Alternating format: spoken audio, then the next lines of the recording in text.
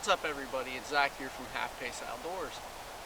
Today's video is probably going to be a little bit on the shorter side. The only thing we're going to be covering today is what I have done to change things in my day pack. We've been coming back recently and starting kind of slow. I've had some surgeries and things like that that have made me change how I do things outdoors. One of the biggest changes that I've had to make is the contents of my packs. The biggest thing that I've done to make those changes is I have dumped a lot of redundancy. And I really quit carrying things that I just don't normally use. I've been doing this for going on 10 years now, and it's really come down to when I was going through pack contents. I don't use this, I don't use this, I don't use this. Okay, this is a necessity. That is the only thing I have held on to in my day pack is necessity. So let's go ahead, we'll just start breaking it down real quick. My day pack itself, I found a cheap little 15-liter pack at Walmart for like 20 bucks. So I live in the woods and my dogs just went chasing off after something. Alright, so in my pack, this normally stays on my belt, but it's in the side of my day pack so I can throw it on my belt before I start heading off into the woods. My Holtzman Gorilla survival knife, mine is the D2 steel version. His silverback, I believe is what he calls it. Stainless steel. I prefer the stainless because I am constantly falling on the ground, tripping, things like that, and I'm in wet environments a lot. That's another thing, I live with spinal cord injury, so I'm out here hobbling around. I got my hiking staff. We'll possibly go into that in a little more detail later in the video. Another thing I carry, this is my license box. My hunting license, trapping license, fishing license for the state of Ohio, and anywhere else that I happen to go. I like having them in a waterproof case. It keeps them dry. I keep my game tags in here also, and a pencil for writing on the game tags. On the other side, I keep a can of, this one's Repel Tick Defense, so bug spray. Always nice to have, especially ticks are getting bad this time of year, and really just kind of all over ticks are getting bad. So we move to the inside pocket. This is just my tech and camera bag. Nothing interesting for you guys. My canteen, at the moment, I'm at home, it's empty. Fill it before we leave. If it's going to be an extended outing, then I will throw my water filter in here, although I do not have it in here right now because usually with this pack, I mean, you're out for a day, so you know, you might be away from your vehicle for just a few hours, and if a survival situation comes up, mine's titanium, so I can boil water in my canteen. Food and snacks, this is roughly a day's worth of calories, although it is pretty much all wrapped up in granola bars and deer jerky. I have a high metabolism, I'm a skinny guy, I burn through a lot of energy with the way that I walk out in the woods. Keeping myself fueled and able to continue is very important. My rain jacket. I do not carry a tarp and spare cordage anymore. Again, it's something that I have just found as extra useless weight in my day pack. That is just in my day pack. I still carry a tarp in my hiking pack, but that's something we're going to cover in a future video. For now, this is just a Frog Togs. Mine's Realtree Edge. I like to blend in, especially with some adventures and expeditions that the channel is going to be getting into. We need to be able to blend in sometimes. As part of my surgeries and things that have made me this is a big reason why I have to change how I do things outdoors and what I carry in my pack, because I had to make room for medical equipment. I have to use catheters to urinate. A day's worth of supply is roughly a half to 3/4 of a pound. It's not a significant amount of weight, but you have to think of the space that that takes up, okay? We'll put those back in here so they stay clean. This is just a small first aid kit with a couple Band-Aids, gauze pads, sunscreen, bug bite protection, or bug bite lotions, things like that. Some moleskins. It's just a very, very basic first aid kit. Again, when I'm out with this pack, I'm not generally too far away from my vehicle. And in the front here, I also have a combat style compression bandage. So, you know, little cuts and scrapes if something absolutely major happens out in the field. I do have something of a possibles kit in here.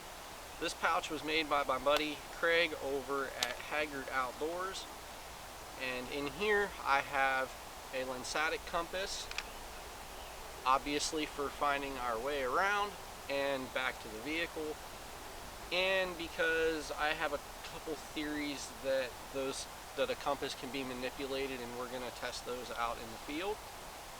And I don't just mean by like your personal magnets or anything like that. I have 6 fire plugs in here, 3 in a waterproof tube, 3 in a little bag. These are the Pro Camp Tech, I believe it's called Pro Camp Tech fire plugs. I also have 3 fuel tabs, the S-bit style fuel tabs. It is starting to rain. I don't want you to rain. I also have a 6" by 1/2" ferro rod in here. And there's a ferro rod on my knife. So moving around to the front of the pack, I always carry a multi-tool. This one's a Gerber suspension. I'm not very particular on if I carry Gerber or Leatherman or Victorinox. I just want a good sturdy multi-tool. I've had this one for quite a while now and it's done great. I also keep a handful of hair ties in here. I have long hair. It's nice to be able to tie it back, and if I have something that for whatever reason I need to bind up, I've got a couple of hair ties I can bind things up with. Now, I guess these are probably the most survival related things that I carry in my day pack. And it is just for those instances where you do get caught out overnight, or you might end up in a survival situation. Again, I have my compass and the sense to follow my compass back to my vehicle. If something starts to happen or things start to go south, you just head back. You know, be safe about while you're out. But, you know, just in case I do happen to be stuck out overnight or for a couple days, I do have a survival fishing kit in here. I've got a couple rubber baits on this side, some trout nuggets on this side, a couple rubber crickets and dry flies. Over here I have, you know, swivels, hooks, sinkers, some bank line, hooks on leaders, and I have a couple little spinner baits in there, as well as a couple panfish jig heads. And you know, I've used this a couple times just out creek fishing, messing around, and it does okay. It catches fish. If you're in a survival situation, you're trying to catch panfish, and be fast about it anyways. And with some of the things that the channel is about to be doing and investigating and exploring, I feel it necessary to be able to take notes and either mark locations, you know, write down things that I come in contact with or find, be able to sketch. And my little field guide here, I've also put in things like the wild edible plants and mushrooms in the area that I have already identified.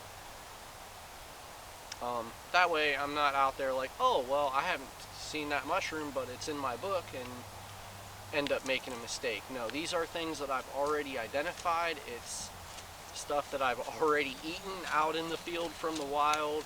It's pertinent information that can help keep me alive, and it gives me a notebook, basically.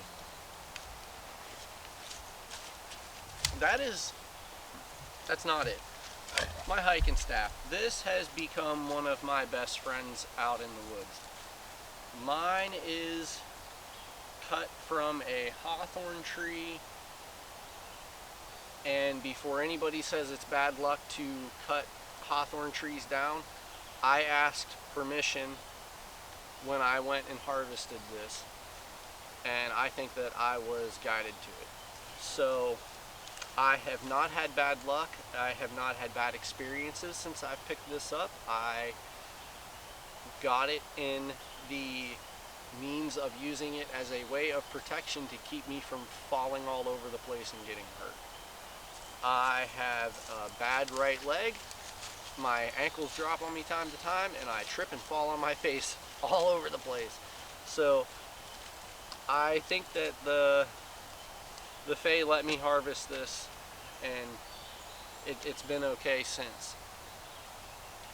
That's a little bit of a hint as to what we're going to be doing here on the channel. We have some things to explore and go check out, and I've had some experiences in the woods that I need answers to because things don't quite make sense to me, guys. So I understand that we're going to be losing some subscribers because of this, and I know that we're going to also be gaining some subscribers because of the change in the channel content and the things that we're going to be going out exploring. So to anybody jumping on board, hey, I really appreciate the support. Make sure you go down there, hit the subscribe button, ring the bell for future notifications once I can get that out. You know, give this video a like and a share. Let people know what we're going to be doing. It's going to be a heck of an adventure to get into, and I'm really excited to see what we can find that goes bump in the night and deep in the wild places. Alright guys, I'm Zach from Half Case Outdoors. Find your way. I'll catch you on the next one.